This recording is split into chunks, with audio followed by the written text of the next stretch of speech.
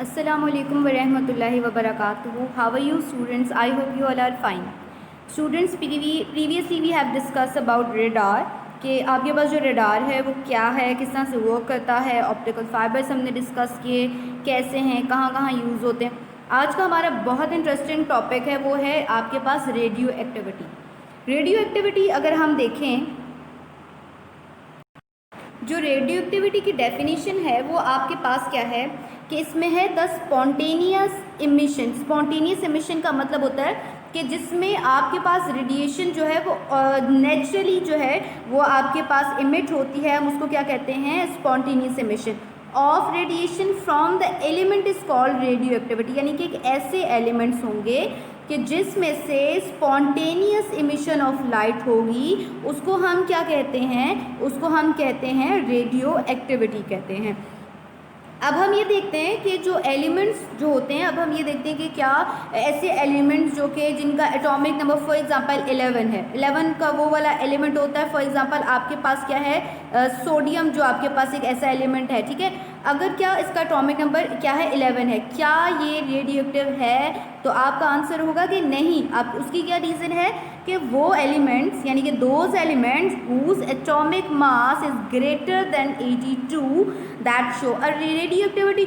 यानी कि for example sodium का एटॉमिक नंबर 11 है, तो मास नंबर इसका कितना आता है आपके पास, इसका मास नंबर आता है आपके पास 23 आता है। इसका कितना आता है आपके पास, 23 आता है। अगर इसका मास नंबर 23 आता है, जाहिर सी बात है 82 से कम है, तो रेडियो एक्टिविटी शो नहीं करते हैं। मगर आपके पास जो यानी कि वो वाले तमाम एलिमेंट जिनका एटॉमिक मास जो है वो आपके पास क्या है, 82 से ग्रेटर है, तो वो ऐसे एलिमेंट्स क्या शो करते हैं, रेडियो एक्टिविटी को शो करते हैं।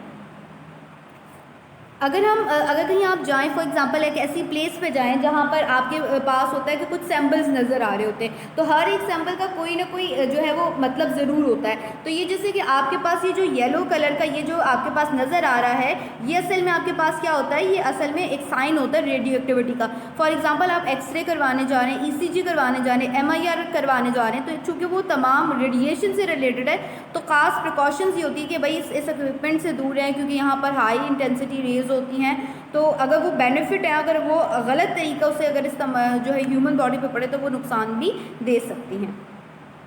अगर हम ये देखें कि आपके पास जितनी भी रेडिएशंस हैं उनकी कितनी टाइप्स हैं, सबसे पहले हमारे पास टाइप आती है अल्फ़ा, सेकंड हमारे पास आती है beta, and the third one आपके पास क्या कहलाती है, गामा। इनकी रिप्रेजेंटेशन कुछ इस तरह से होती है अल्फ़ा की, बीटा की कुछ इस तरह से रिप्रेजेंटेशन है, और गामा की रिप्रेजेंटेशन जो है वो कुछ इस तरह से है। यानी कि radiations alpha, beta and gamma radiations होती हैं। सबसे पहले हम देख लेते हैं कि अल्फ़ा रेडिएशंस क्या होती हैं।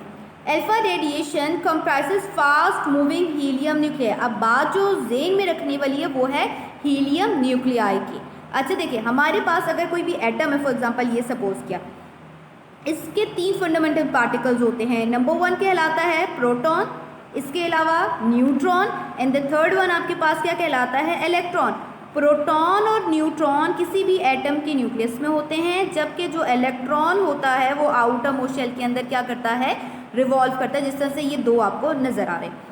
अगर ये दोनों आउटर मोस्ट शेल के अंदर रिवॉल्व करते हैं तो इसका मतलब क्या हुआ कि हमने अल्फ़ा रेडिएशंस के अंदर इलेक्ट्रॉन्स की बात नहीं करनी है, हमने किसकी बात करनी है, सिर्फ और सिर्फ इसकी न्यूक्लियाई की। ये जो न्यूक्लियाई है ना, हमने सिर्फ इसकी बात करनी है। हीलियम न्यूक्लियाई में न्यूट्रॉन के ऊपर कोई चार्ज नहीं होता, जबकि प्रोटॉन के ऊपर कौन सा चार्ज होता है, जो नज़र भी आ रहा है ब्लू में, वो होता है पॉजिटिव चार्ज होता है। Compared to be beta and gamma rays alpha radiations are less penetrating. ये तो इसकी आगे एक प्रॉपर्टी। अब इसमें क्या होता है कि सबसे पहले क्या होता है कि देखो आपके पास जो हीलियम है इसका एटॉमिक नंबर कितना है, 2, मास नंबर इसका कितना है, 4 है। तो मास नंबर कितना है, 4। इसका मतलब है कि इसमें न्यूट्रॉन कितने हैं, 2, और प्रोटॉन आपके पास कितने हैं, 2। और आपके पास क्या होता है कि याद रखिएगा कि प्रोटॉन की क्वांटिटी हमेशा इलेक्ट्रॉन की क्वांटिटी के बराबर होती है। तो प्रोटॉन अगर 2 हैं तो ऑब्वियस बात है, देखिए इलेक्ट्रॉन भी आपको क्या नज़र आ रहे हैं, 2 नज़र आ रहे हैं। तो अल्फ़ा पार्टिकल्स में ये 2 इलेक्ट्रॉन्स नहीं, बल्कि जो ये जिसमें प्रोटॉन्स और न्यूट्रॉन्स असल में होते हैं, ये आपके पास क्या कॉम्प्राइज करते हैं, असल में ये कॉम्प्राइज बताते हैं कि आपके पास बताते हैं अल्फ़ा पार्टिकल्स या अल्फ़ा रेडिएशंस को शो करते हैं। अगर हम इनकी पेनिट्रेटिंग पावर देखें तो जो आपके पास अल्फ़ा रेडिएशंस होती हैं वो लेस पेनिट्रेटिंग होती है, यानी कि इनकी जो बीटा रेडिएशंस और गामा रेडिएशंस के मुकाबले में अल्फ़ा रेडिएशंस की पेनिट्रेटिंग पावर कम होती है। नेक्स्ट हमारे पास है बीटा रेडिएशंस। अब हम ये देखते हैं कि जो बीटा रेडिएशंस हैं वो क्या होती हैं।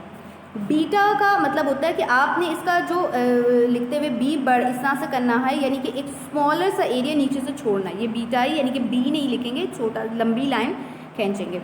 Beta radiations are the particles of fast moving electrons. इसका मतलब है कि अब हमने ना तो बात करनी है प्रोटॉन की, ना हमने बात करनी है न्यूट्रॉन की, अब हमने सिर्फ बात करनी है फास्ट मूविंग इलेक्ट्रॉन्स की बात करनी है। तो जो फास्ट मूविंग इलेक्ट्रॉन्स होते हैं वो आपके पास क्या शो करते हैं, बीटा रेडिएशंस कहलाते हैं। Their penetrating power is greater than alpha particles. ये पॉइंट बहुत ज़्यादा आपके पास इंपॉर्टेंट है। देखिए अब आपके पास क्या होता है कि हमारे पास जो प्रोटॉन और न्यूट्रॉन वाला जो होगा वो आप ये याद रखिएगा, वो अल्फा रेडिएशन शो करेंगे। हमारे पास क्या होता है कि फॉर एग्जांपल ये कोई भी एटम उसका न्यूक्लियस मौजूद है, ठीक है, इसके ये बीटा जो आपके पास इलेक्ट्रॉन्स नज़र आ रही है। अब आपके पास क्या होता है कि जब हम कोई भी हम उसके न्यूक्लियस को हम इसके ऊपर जब एटम के ऊपर कोई हाई एनर्जी इलेक्ट्रॉन्स को हिट करवाते हैं तो वो ही एटम के आउटर मोशन में जो इलेक्ट्रॉन होता है वो क्या हो जाता है, रिलीज़ हो जाता है। जब इलेक्ट्रॉन आउटर मोशन से रिलीज़ हो जाता है तो वो जो रेडिएशंस बनाते हैं वो क्या कहलाते हैं, गामा बीटा रेडिएशंस कहलाते हैं। और चूंकि इलेक्ट्रॉन का साइज़ जो है प्रोटॉन और न्यूट्रॉन, यानी कि प्रोटॉन और neutron total mass of an atom बनाते हैं, तो उनका साइज़ इलेक्ट्रॉन के मुकाबले में ज़्यादा होता है, तो पेनिट्रेटिंग पावर उनकी कम होती है। जबकि इलेक्ट्रॉन्स चूँकि साइज़ वाइज छोटे होते हैं, इसी वजह से इनकी penetrating power as compared to alpha particles क्या होती है, ज़्यादा होती है। नेक्स्ट हमारे पास आती है गामा रेज कहलाती। गामा रेज हम देख लेते हैं कि ये गामा रेज असल में आपके पास क्या होती हैं। जो गामा रेज होती हैं कि इसको डिफाइन करते हैं, gamma rays are the high energy electromagnetic radiation. ठीक है, हमने किसकी बात करनी है, हाई एनर्जी इलेक्ट्रोमैग्नेटिक रेडिएशन, यानी कि गामा रेज इलेक्ट्रोमैग्नेटिक रेडिएशन की तरह ही होगा, मगर इनकी एनर्जी जो है वो अल्फा एंड बीटा के मुकाबले में ज़्यादा होती है। X rays and gamma radiations are identical. ये बात याद रखने वाली कि आपके पास एक्सरेज एंड गामा रेज दोनों जो हैं चूँकि हाई एनर्जी है तो इनकी जो आपके पास जो इंटेंसिटी अगर इनकी ज़्यादा है तो गामा रेज और एक्सरेज जो है वो एक दूसरे से मैच करती है। अब वो दोनों जब एक दूसरे से मैच किस तरह से करती हैं, क्योंकि इनका बिकॉज बोथ ऑफ देम है शॉर्टर वेवलेंथ हाई एनर्जी, यानी कि वेवलेंथ इनकी क्या होती है, जैसे ये जैसे कि ये आपको दिखा रहा है, हमारे पास अल्फा वाली की इतनी बड़ी होती है, बीटा वाली की भी इससे बड़ी छोटी थोड़ी सी इससे छोटी होती है। तब जो गामा रेज होती हैं इनकी जो वेवलेंथ होती है वो छोटी होती है मगर इंटेंसिटी ज़्यादा होती है। इसका कहने का मकसद इसमें आपके पास क्या है कि इनकी वेवलेंथ जो है वो क्या होती है, छोटी होती है, मगर इंटेंसिटी वाइज देखा जाए तो वो ज़्यादा होती है। तो इसी वजह से देखिए आपके पास अगर एक वेव बड़ी आ रही है इस तरह से, उसकी पेनिट्रेटिंग पावर कम होती है, जबकि एक ऐसी आपके पास वेव जिनकी अंदर आपके पास जिनकी जो है ये जो वेव होती हैं ये आपके पास ज़्यादा बड़ी नहीं होती, छोटी होती है, तो वो हर ऑब्जेक्ट से ईजीली गुजर जाती है। फॉर एग्जांपल जिस तरह से एक मोटे पर्सन को एक होल से गुजरना हो तो मुश्किल होती है, एज़ कम्पेयर टू जो कमज़ोर इंसान है वो ईजीली उस होल से या सुराख से गुजर जाता है।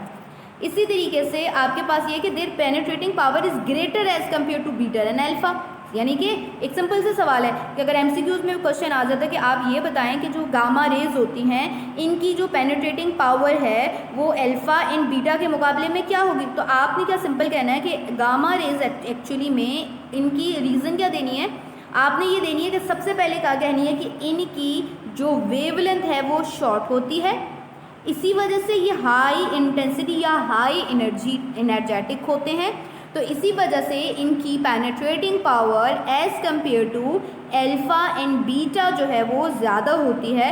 तो हम ये कह सकते हैं कि जो गामा रेडिएशंस हैं वो हाई एनर्जी जो है वो आपके पास कहते हैं हाई एनर्जी तो होते हैं, साथ साथ इनकी पेनिट्रेटिंग पावर अल्फ़ा और बीटा के मुकाबले में ज़्यादा होती है। अगर डायग्राम अगर हम ये देखें तो सबसे पहले हमारे पास एक टिश्यू पेपर पड़ा है, ये वाला जो ये आपके पास क्या है, ये आपके पास एक टिश्यू पेपर है, उससे आगे हमने लिखने रख दिया एल्युमिनियम की एक शीट रख दी, उसके आगे हमने जो है क्या रख दिया है, एक जो है वो कंक्रीट यानी कि जो एक दीवार रख दी, उससे आगे हम लोगों ने क्या लिख दी, एक लेड की एक प्लेट रख दी है।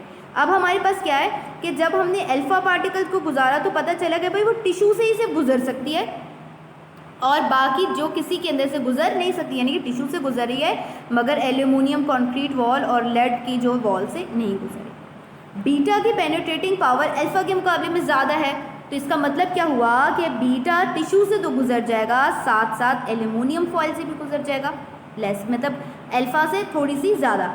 गामा रेज में देखेंगे तो अगर वो टिश्यू से भी गुजर रहा है, एल्यूमिनियम से भी गुजर रहा है, कंक्रीट वॉल से भी गुजर रहा है और लेड से भी गुजर रहा है, तो इसका क्या मतलब हुआ कि ये इन तीनों चारों में से गुजर जाता है।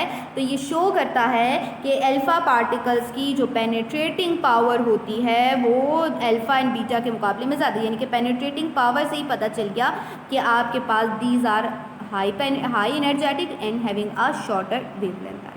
आई होप आपको ये टॉपिक इजी टॉपिक समझ में आ गया होगा। अल्लाह हाफ़िज़।